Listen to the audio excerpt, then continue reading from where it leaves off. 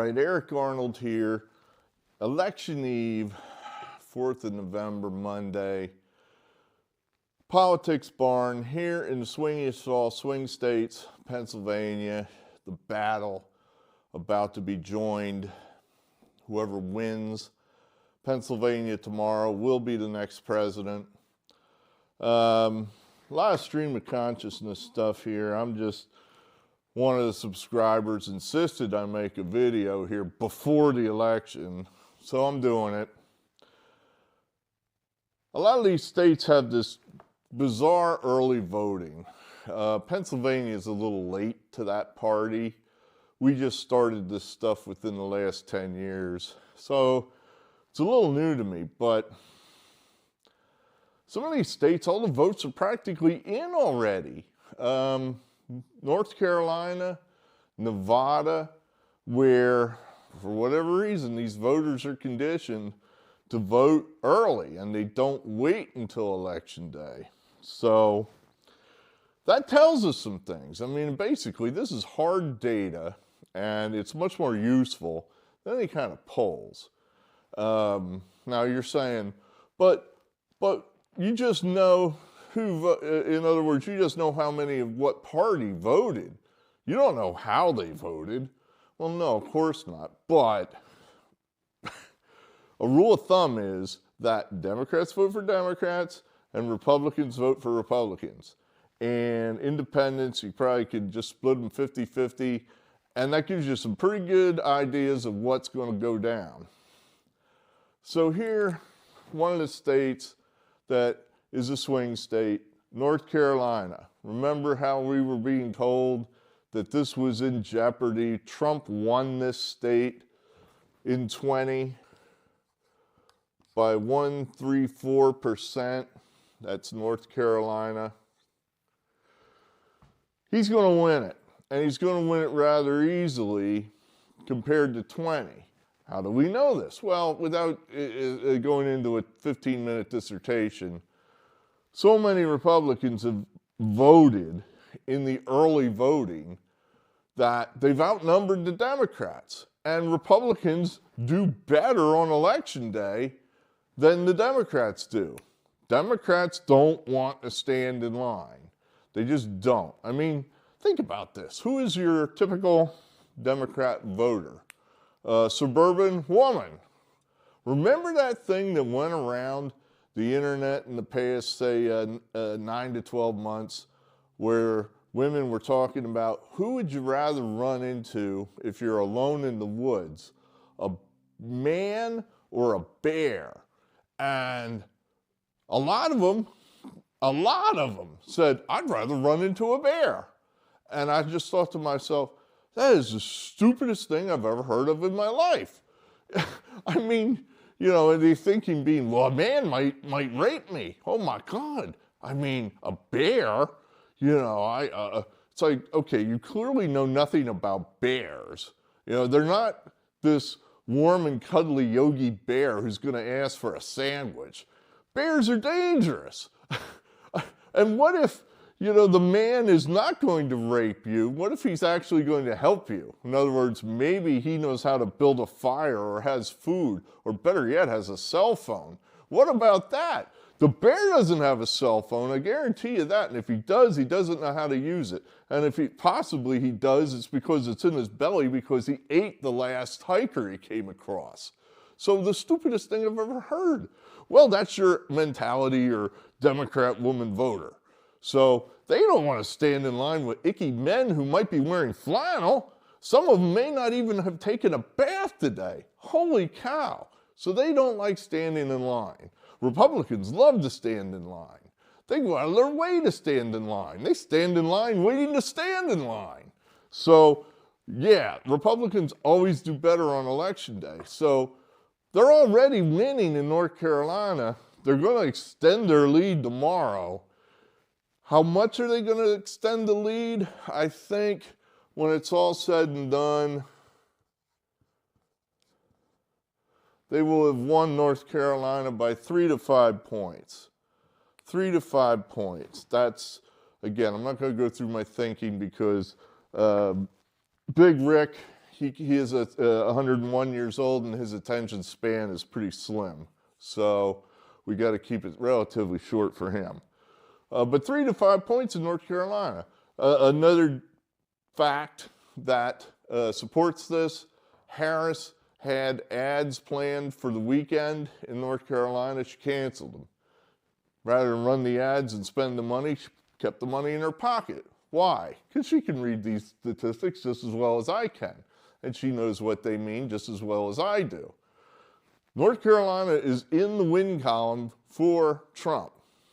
He has extended his margin of victory from 20 to 24 by, I would say, anywhere between 2 and 4 points, I'm going to say. And I am guessing there somewhat. But I think at a minimum, I would say 2 points. At minimum, 2 points.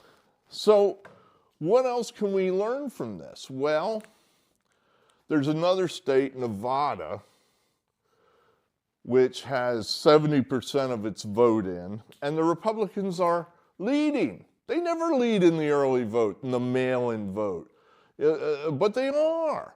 The rural counties of Nevada have turned out in such mass percentages that they've put the Republicans into the lead. Now, there's a guy out there who follows this, I guess, pretty closely, named John Ralston. He's drawn the conclusion that the Democrats will somehow make up the difference and win by like 0.2%. I think basically his solution is that, well, the Democrat machine always wins in Nevada, so they'll find a way to win because they always win. And there's something to that. Let's take him at his word and just say, all right, you know the state better than I do, and you say they're going to pull a miracle and come back and win it by just that much. Just that much. In 20,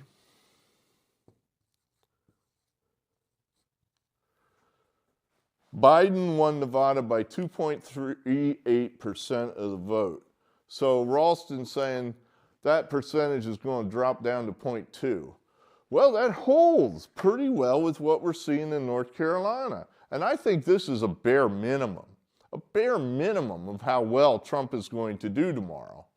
That he is going to improve his vote total across the board by 2 points, 2 percentage points. So instead of losing by 2.38% in Nevada, he's going to lose by 0.2, which, you know, that could be a couple thousand votes. 2 points better in North Carolina, well, that would get him up over that 3%. Now, why is that significant? Well, he lost. Trump lost in 20, Arizona by hardly anything, way less than 2%, like by point something, like 0.1 or 2. In Georgia, he lost by a handful of votes, again, like 0.1 or 2, way, way less than 2%. So I think we can automatically put Arizona, Georgia, North Carolina into Trump's column. Nevada doesn't really matter because just the way the numbers fall. In other words, he can win Nevada. If, let's say Trump did win Nevada, 1 Carolina, 1 Arizona, 1 Georgia, that gets him to 268. That's a loser. 268 is a loser. He has to pick up another state. What is the other state that he could and probably will pick up? Pennsylvania. Oh, I forget. Oh, gosh, the number escapes me. I'm going to say 3-8. I'm not sure that's right. Trump lost Pennsylvania by just not much at all. I'm not even sure it's 3-8. I think it might be 1.1%, something like that. It wasn't a lot. Under 2%. Again, that's the key. Under 2%. So you add 2% now to his vote total, he's ahead. He's going to win. Now, I know what you're saying. well, they're just going to cheat. They're just going to cheat and make that up. I think there's a limit to how much they can cheat. There's a number of things in play here. In 20, the Republican Party got caught with its pants down. It was not prepared for all these new crazy rules that were changing on the fly as the election was going on. In other words, they'd rule on Monday that you can't count some ballots. They'd rule on Tuesday that you can count the same ballots. Rule on Thursday that you no longer could count the ballots. Meanwhile, they've already counted the ballots that you said they couldn't count. It was crazy. It was crazy. And the Democrats exploited it to the fullest, running up huge totals that I think were basically fraudulent on their face. But they did it and got away with it. Let me see you do it again, because I don't think you can do that again, because now everyone's looking out for these tricks. Everyone saw what you did, and they're not going to be able to do and run up the totals like they did the last time. Furthermore, what if they lose? In other words, what if they go all out? Let's say Pennsylvania it all comes down to PA, as I've been saying. And Biden's going to take all those other states, Michigan, Wisconsin, for the sake of argument, let's say that. And Trump takes these other states I've just mentioned. That leaves PA, it's all down to that. If they've got to run up the numbers really hard, say in Philly and Montgomery County and Delaware County, especially Delaware County where they cheat like crazy down there, if they have to do that, there's a limit. I mean, what if Trump wins? In other words, what if they cheat their asses off and they still can't get there? And they still can't get there, and they're forced to certify Trump as a winner. Well, if I was Trump, that'd be one of the first things I'd do as soon as I clean out the FBI and the Justice Department and get some people in there I could trust. We'd have an investigation of voter fraud in Pennsylvania. And if you're going to go in there with honest people, you're going to find a lot of stuff and people are going to go to jail. And that, maybe that would put these people on pause just a little bit. It's like, well, there's a reasonable chance we could go to jail if we can't pull this off. Maybe that would slow them down just a little bit. Why do you think Trump keeps talking about this sort of stuff? Fraud and jail and, we're going to lock them up and all this other crap. He's putting them on notice. Hey, I don't give a damn what you did the last time. That's done. But if you're going to try it again and I win, God help you. Also, Governor of Pennsylvania, Josh Shapiro, wants to be president. It's going to be hard for him to be president if Harris occupies that office for the next 8 years. He wants Trump to win. I'm certain of that. He wants Trump to win. He doesn't give a damn about these leftist, communist, liberal policies that the Biden-Obama administration are ramming down Americans' throats. He wants it to be the Shapiro-Obama-Harris administration that is ramming down these communist policies down your throat. So as long as he's not involved, he's not happy. So he wants them to lose. He wants to be at the top of the ticket. So, if they're trying to find those last 100,000 votes in Philadelphia to catch up to Trump's lead, Shapiro might just say, no, you're not going to do this. You're not going to do this.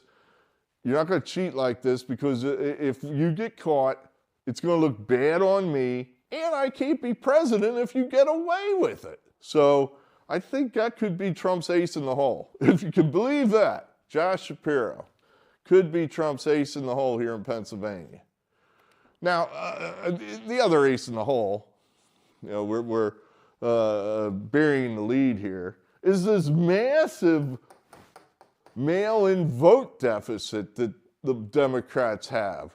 They had a huge total in 20, and you got to just bear with me, and I apologize just because It's been a long, long couple of weeks, and the numbers are all running together, so I can't quote the exact numbers off the top of my head anymore. But it was a massive number that they had run up in 2020, and suffice it to say that the Democrats in urban areas just haven't turned out. They just have not turned out. They have not sent in their ballots. They just didn't mail in their ballots. And the number is different by like an order of magnitude. It's like 1 million votes short. Now, you know, that leaves the same old argument that we always would make when the Democrats would run up huge early numbers in early voting, because we like to stand in line, right? We all vote on election day. We're going to big red wave. It's on election day. And we'd say, well, they're just using up their votes. That'll just be votes they don't have on election day. And we always get buried. That argument never works. It never works. And I don't know why, but what's happened this time is Republicans, for the most part, have held their pandemic level of mailing in votes, and sometimes a little bit exceeding that. And the Democrats have reverted back to pre-pandemic numbers and simply have not sent their votes in. So are they going to all show up on election day? Yeah, sure, some of them are, but I don't think they all are. I would say enough of them are going to stay home that's going to make the difference. Remember, +2 at a minimum for Trump, +2 across the board in every state in the popular vote, +2 at a minimum. +2 will carry Pennsylvania, and that'll be it. And that's at a minimum. I think, frankly, he's going to do better than that. I think he will do better than that. But I got in a discussion with one of the fans of the show about the black vote. You know, do you really believe that Trump is pulling like 20% of the black vote? It's like, well, remember, you got two things in play here. You got percentages and you got turnout. For example, let's say I go to Philadelphia and 10 people vote and 9 of them vote for Kamala Harris. That's 90%. Well, that's bad, right? That's about their, little less than their normal average there that the Democrats would pull. So, yeah, that's kind of bad. Well, is it really? That's +8 votes. There's 1 million some people in Philadelphia. So normally that's like +500,000 votes from Philadelphia. So, everybody stayed home. That's good. That's good for us. It doesn't matter that the 10 people that showed up voted for Kamala. The other 499,999,000 stayed home. That in itself is them voting. There's a movie I like that it's called Training Day. Have you ever heard of it? Award-winning movie, Academy Award-winning movie, Denzel Washington, Ethan Hawke. Near the end of the movie, corrupt cop Denzel Washington is squaring off with honest Crusader rookie cop Ethan Hawke, who's white. I say that because the racial context matters in this story. Denzel's black. They're in a neighborhood of gangsters and gangbangers who are all African American, black. So Denzel figures he's on his turf, and he says to the group, "Hey, put a cap in this guy, this fool. Somebody drop this fool for me." And nobody does anything. And then one of the head gangsters goes out there with a gun and puts it on the ground and tells Denzel, "You got it twisted, homie. You got to put your own work in around here." Oh, so basically what they're doing is they don't like and don't trust the rookie cop. They don't know him. They don't trust him. He's a cop. He's whitey. Don't like him. Don't trust him. But on the other hand, they don't trust and particularly don't like, corrupt cop Denzel. He's not their buddy. He's a corrupt cop who's been like riding herd on their asses and taxing them, so they don't like him. So they tell him, hey, you guys fight it out amongst yourselves. We're not involved in this. And then Ethan Hawke defeats Denzel. And then they fall in with Ethan Hawke and go, all right, we got your back, Ethan. Or Jake was the character's name. We got your back, Jake. And Denzel like, oh, no, you didn't. As they turn on him and he can't believe it. So the point of that story is that's probably what's going on right now in certainly Philadelphia, Atlanta, Detroit. They might not be voting for Trump, but they're staying home. They're not backing Harris. The Biden-Harris policies have not helped them. They perhaps don't trust and don't really identify with Trump, but they're just going to stay out of it. Advantage Trump. So that's what's happening there. And that'll probably win the election as much as anything for Trump. That's why he's running ahead of where he's at in 20, is because even though the rural areas are turning out like gangbusters, you need something else to go with it, and the urban vote is down. The urban vote is not turning out. Advantage Trump. Like I said, I think 2 points is the minimum that Trump is going to exceed where he was in 20. I think you could see it upwards as high as 5 or 6, in which case you'll see a mini landslide, if you will. So I think he will win Pennsylvania. I think he will win Wisconsin as well. Whichever one of those states calls the race first, that's when the race will be over. I think. In other words, you'll still have to wait. It would be nice if both of them called it at the same time. What I want to avoid is having to wait for Arizona, which is this ridiculous, corrupt black box out there where it takes them 2 weeks to count votes, which is just ridiculous and corrupt as a $3 bill. So that's what I'd like to avoid, is the whole world waiting for Maricopa County to see how much they can cheat. As I said, I think that the margin Trump is going to run up will be uncheatable, if that's a word. That's my story, and I'm sticking to it. All right, what else do we have here? I had a number of things I wanted to cover here. Every data point I've seen favors Trump. I mean, his poll numbers have consistently been better than they were in the 20 cycle. They're way better than they were at this point in the 20 cycle. There's that.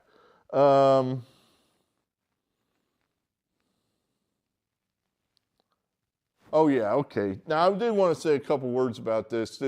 I had some moments of doubt yesterday as the left was basically throwing anything and everything they could against the wall to depress people like me, to make it think like you're going to lose, because you always lose. And I started to go, oh, you're right, I am sad. So I tried to just say, okay, what happens if we lose? It'll suck and it's going to hurt, no doubt about that. Donald Trump will be put in a cage for the rest of his life, so there's no real point in blaming him and saying, you could have, you should have, what if you didn't do this, what if you were just a little bit less of an asshole? There's no point in blaming him. He's going to pay with his life, essentially. He'll be put in a cage probably for the rest of his life by the Harris Justice Department. We'll lose X. They will simply attack Elon Musk to the point that he'll probably just cut a deal. I mean, I don't know that. I would say that Trump is more committed to the American way and freedom than Musk is. And that at some point Musk will say, yeah, well, I am a businessman. And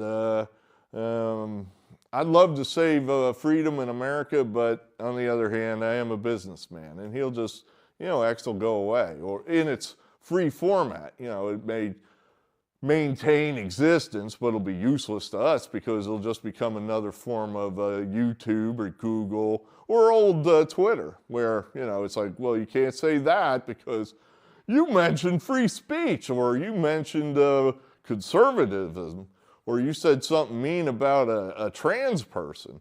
So that'll happen. They'll go after the next round of conservative influencers. You know, they've already gotten Alex Jones, Steve Bannon, they've gotten him. You know, it'll reach down to your Glenn Becks and your Bonginos. Certainly Tucker Carlson, he'll be indicted.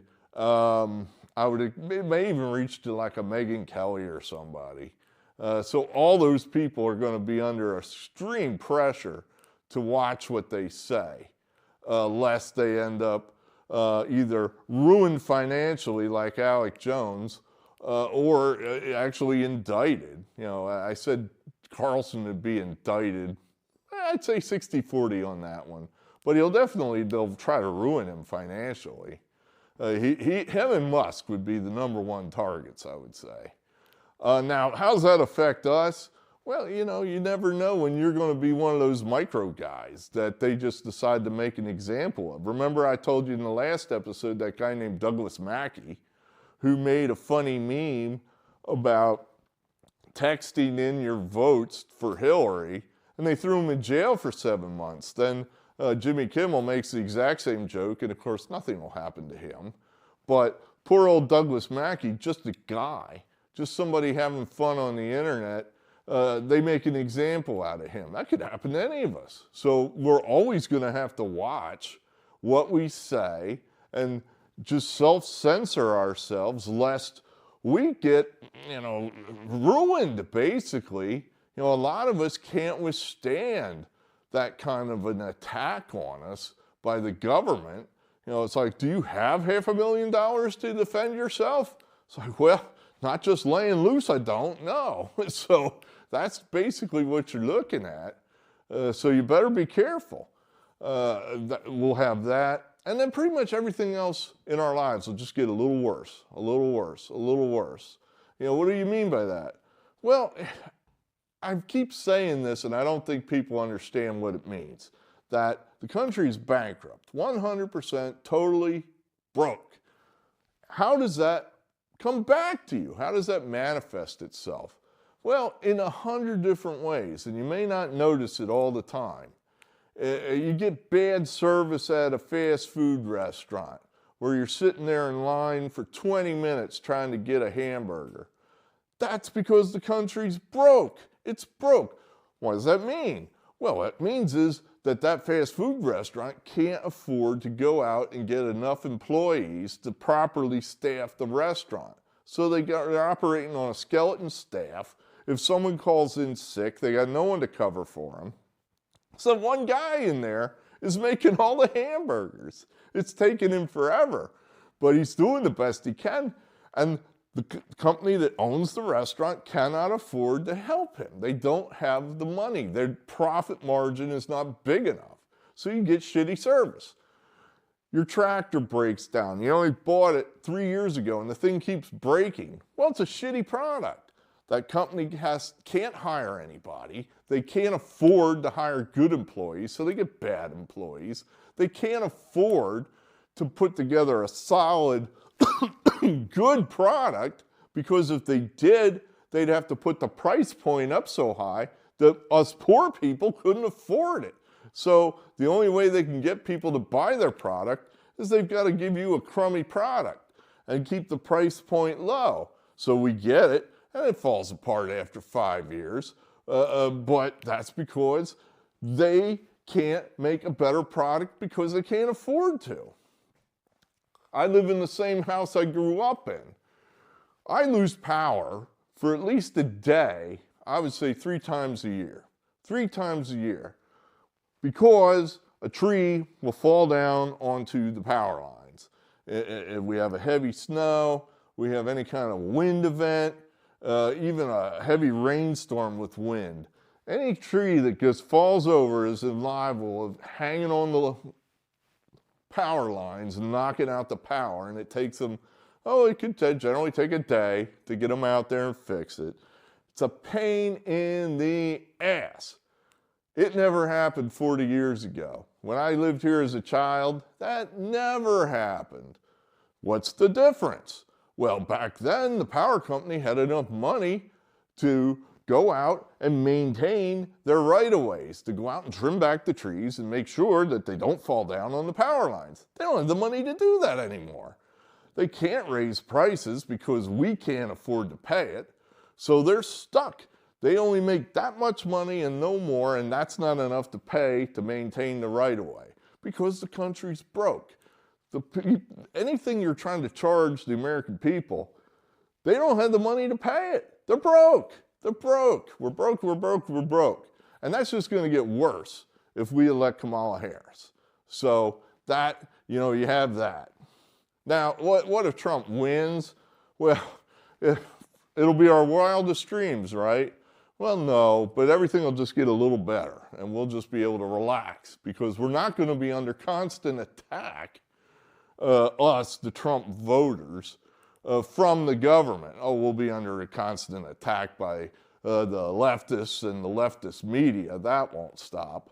But at least we'll be able to trust our own government for 4 years and know that we're not going to end up under indictment for some bullshit a joke you might have made on Facebook, that sort of thing. But financially, it'll probably, I don't know, it'll be that much better under Trump. There's probably going to be a bad economic spell coming up. There's another thing I was thinking of about what if Harris won? It's like, well, I don't like their hyperbole. I don't like being called a Nazi. And go figure, that offends me more than being called garbage. Maybe that's just because I know what the Nazis were. Maybe that's why that actually pisses me off. Other people is like, well, garbage.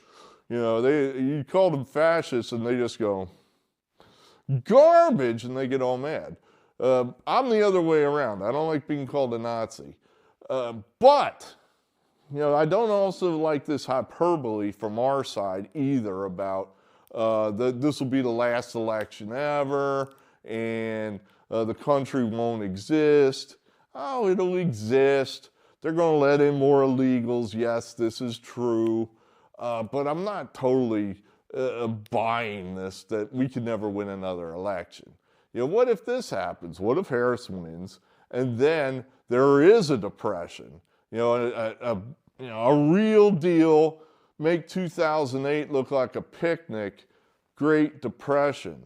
Well, then maybe they get blamed for it. I know that they're thinking, yeah, that's exactly the game plan we're angling for. We want to collapse the country because we think at that point Americans will run around like chickens with their heads cut off and beg for any kind of order or a strong man to save them. And here they are with their totalitarian, authoritarian bullshit communist crap, and the Americans will lap it up.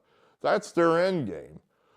What if they don't? What if Americans actually see through what happened and go, you've been in power more or less for the last 20, 30 years, and you're blaming this all on Donald Trump? He wasn't in power when this all happened. You did this. This is your fault. We don't trust you. We don't like you anymore. And we finally get some common sense reform in this country. And maybe we win in 28, and win with another candidate who's going to do just some of the same stuff Trump would have done, just bigger, better, and 4 years later. That's possible, isn't it? That's possible. So, I don't know that you need to jump off a bridge if we lose tomorrow. I don't think we're going to. But, the sun will come up on Wednesday, and we just have to, I'll just shut the news off for a year, and if we lose, and just, just wait for my indictment in the mail, I guess. Stop making videos. But every last data point I have seen points to a Trump win. Everything, forget about what people say, watch the actions. That Harris pulling the ads out of North Carolina, that's got to mean something. The Democrat Senate candidates, or most of them are all sitting senators, they're all incumbents, they don't want to be seen anywhere near Harris. That's got to mean something. The fact that Bezos and Buffett and Zuckerberg don't want to get involved in this election, that's got to mean something. All of this has to mean something. Hell, I drove around today I wanted to see the motorcade because Trump was in town, and I never did hook up with it. But I did note that there's a rock in the middle of the Schuylkill River on the south side of Reading called Pigeon Rock. You can see it from the bridge on the 422 bypass. It's generally painted some color of some local school team. Allegedly, as the legend goes, that was this guy's idea. My uncle, who taught at Twin Valley for so many years, he said to a class one time, he said, hey, wouldn't it be cool if somebody went out there to that rock in the middle of the river and painted Twin Valley on it? And somebody did it. And that started it now, where the rock's actually pretty damn big. From the bridge, it doesn't look big at all, but I've been down on that rock without paint, I might add. We were canoeing down, Boxcar Bill and I were canoeing down the river, and we stopped at the rock, and it's pretty damn big. You need a lot of paint to paint the rock. Someone painted Trump on it. Someone painted Trump on the rock, which would upset him to no end because he was a big Democrat, which I think would be hilarious. If they painted Trump on the rock, Uncle Carol. That's got to mean something. I drove past the store today and it said, if your name is Eric, you get a free sub. I drove in and got a free sub. That's got to mean something. And the last time I drove by that place, it said, if your name is Herbert, you get a free sub. My father was a big Trump fan. He's dead now, but his name was Herbert. That's got to mean something. It's got to mean something. It's got to mean something. We're going to win, damn it. We're going to win. You got to do your job. You got to show up. You got to show up. I don't care how long you got to stand in line. You got to do it. You got to do it. We need you. We need you to do it. So if you, that's all we got to have. That's all we got to have. If you do your job, we win. Period. I'll talk to you again. I believe in free speech. Eric Arnold signing off.